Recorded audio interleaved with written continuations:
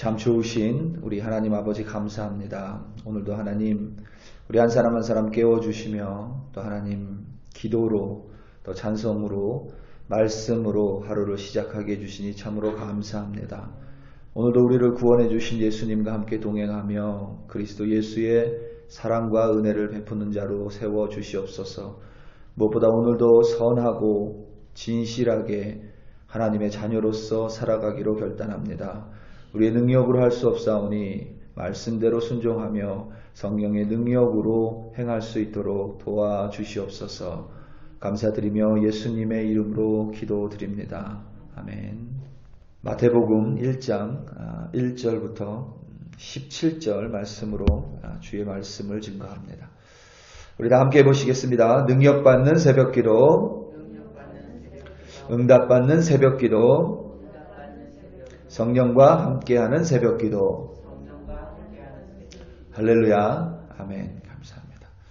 이렇게 제가 새벽예배 설교로 새벽예배뿐만 아니라 금요 기도회나 주일 예배 설교들이 제가 다시 들어보는데 새벽예배 들어보면 월요일 날은 이 힘이 있어요. 능력받는 새벽기도 힘이 있습니다. 금요일쯤 가면 힘이 많이 빠지시는 것 같아요. 그래서 월요일은 능력받는 새벽기도 이러는데 금요일쯤 되면 능력받는 새벽기도 이렇게 되는 것 같습니다. 한결같으시기 바랍니다. 할렐루야.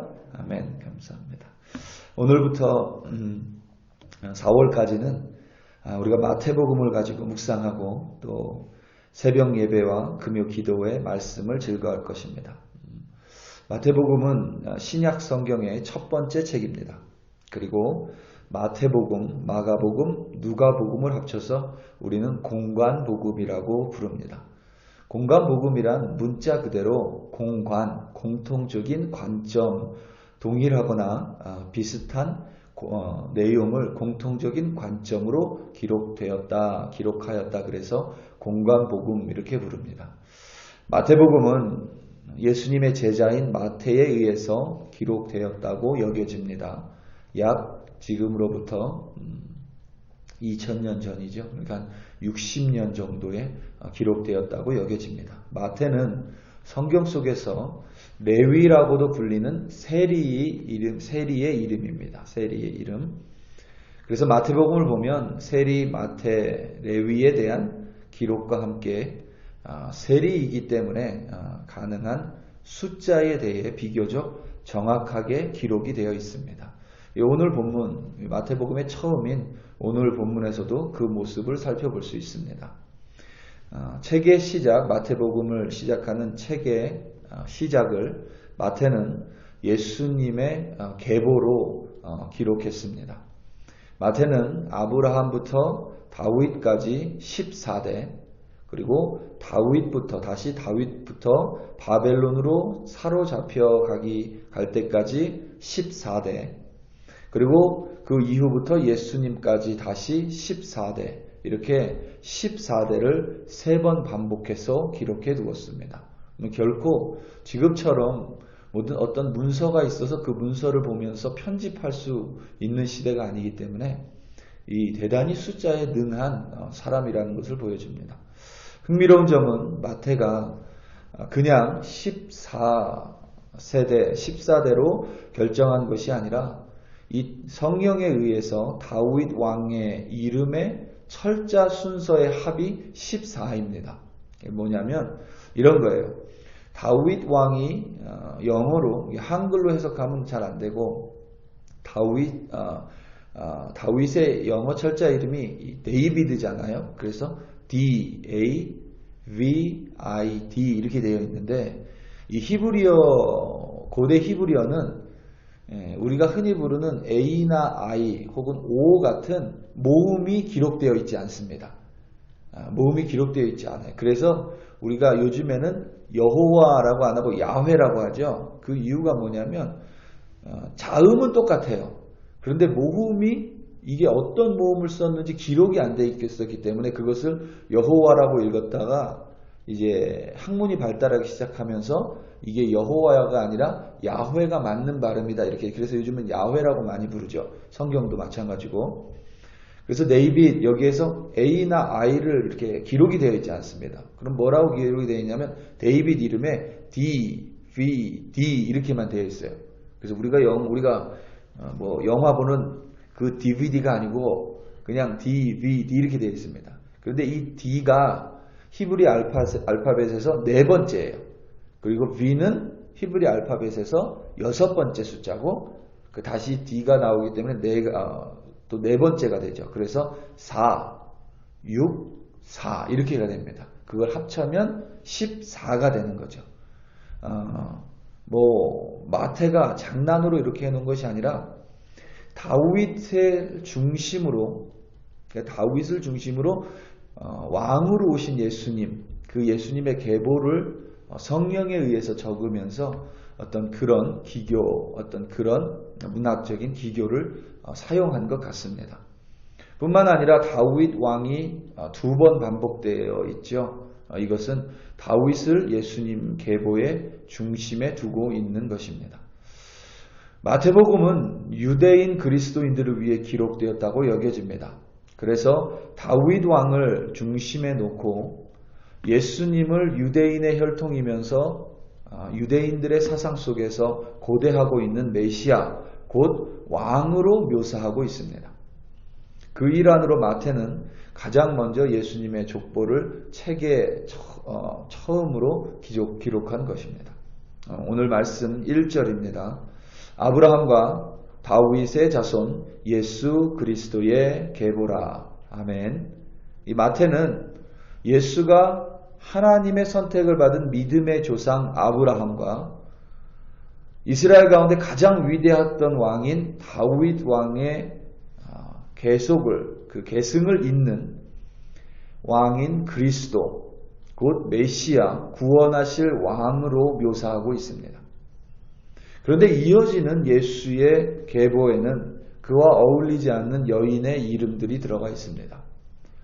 이 정말 특이한 겁니다. 우리야 믿는 사람의 눈으로 보니까 믿음의 눈으로 볼 수 있기 때문에 특이하지 않지만 믿지 않는 사람의 눈, 일반 사람의 눈으로 보면 대단히 특이한 기록입니다.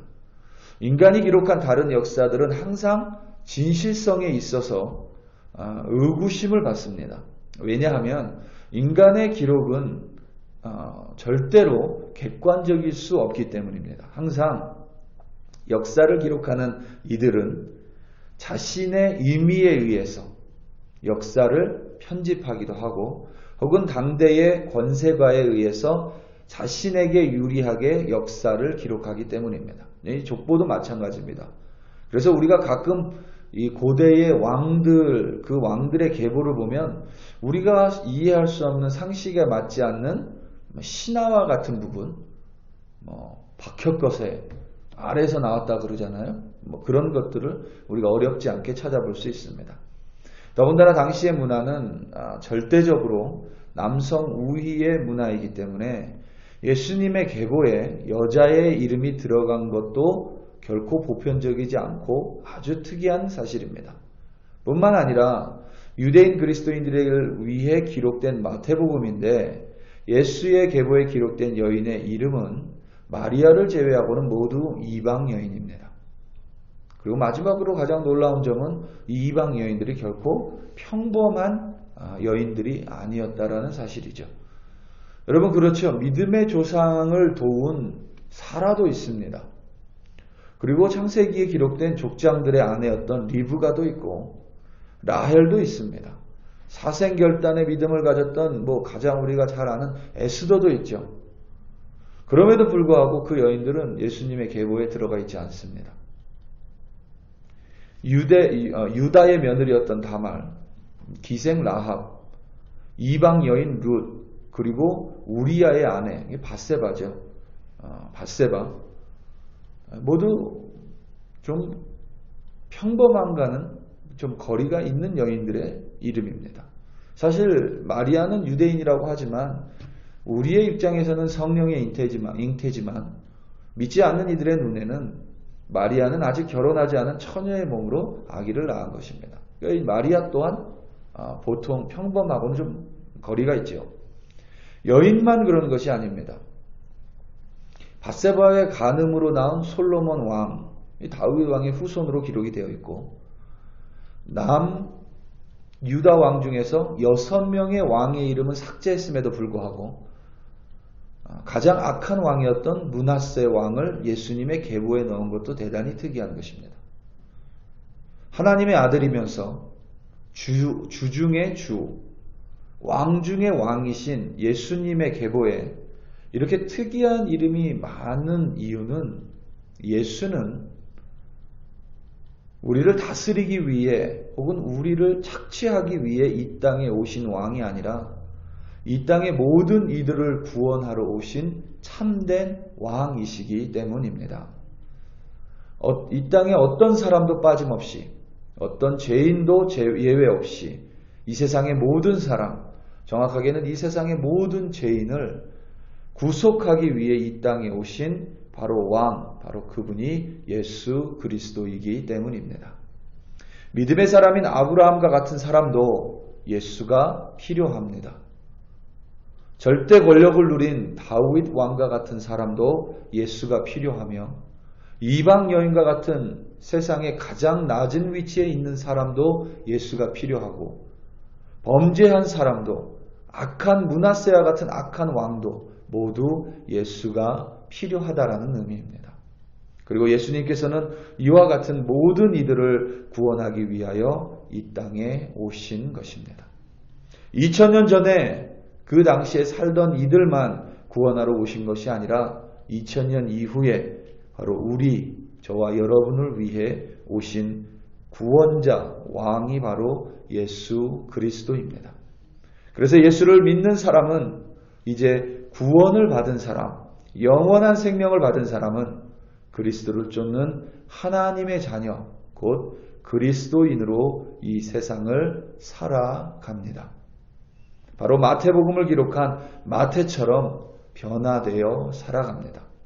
세리였던 마태, 그저 돈밖에 모르고 돈만을 기록하며 살았던 마태가 생명 되시는 예수님을 만나고 그 예수님으로부터 생명을 받고 나니 그 마태는 오히려 모든 사실을 기록하고 모든 이들을 위하여 예수 그리스도의 한 모습을 기록하며 오히려 불편한 사실까지도 성령의 인도하심이 있다면 자신의 위험을 감수하고라도 모든 것을 바로 그 예수의 생명을 위해 선하고 진실하게 참된 기록을 했었던 크리스천으로 살아갈 수 있었습니다.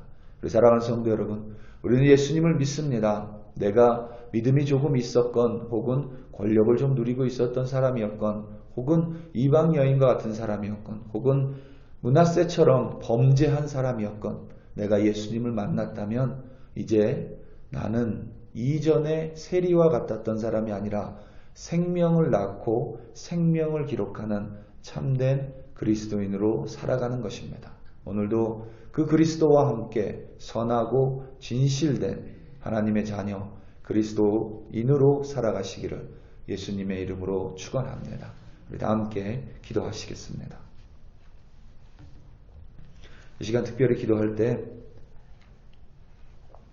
미국을 위하여 함께 좀 기도하기 원합니다. 여러분 다들 뉴스를 통하여 한국 뉴스만 봐도 얼마나 심각한지 알 수 있죠. 여러 가지로 너무나도 위기 속에 있고 또 때로는 두려움 속에 있고 때로는 심지어는 심하게 이야기하는 사람은 제2차 남북전쟁이다 이렇게까지도 묘사하는 사람들이 있습니다.